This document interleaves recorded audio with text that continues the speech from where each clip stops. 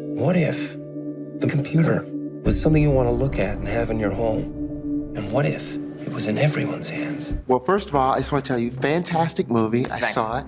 It looks great. There's a couple of Steve Jobs movies that have come out, a couple of books. What made you want to jump in at this moment to do this film? You know, at first this was a blind date. The people with whom I'd just done The Social Network and Moneyball with, and I'd had a great experience with them, came to me with Walter Isaacson's authorized biography of Steve Jobs and said, "We want you to do this."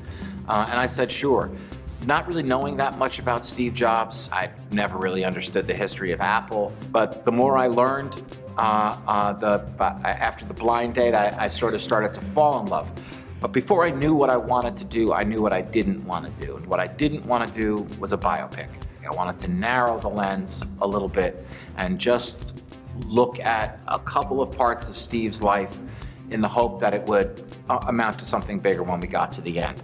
There's a more important truth to be gotten at than this happened at this time on this day. The entire movie is just 3 scenes. Each scene takes place in real time, and each of those scenes takes place backstage in the moments leading up to one of his product launches.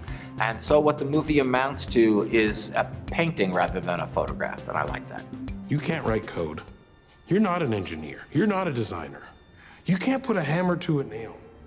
I built the circuit board, so how come 10 times in a day I read Steve Jobs as a genius?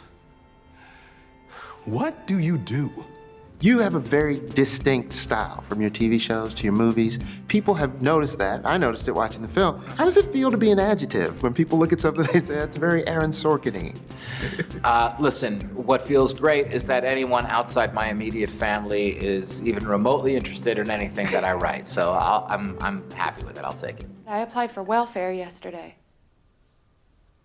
The Time article said your Apple stock was worth $441 million. And I wanted to ask you how you felt about that. Well, I feel like Apple stock has been dramatically undervalued. One last quick question.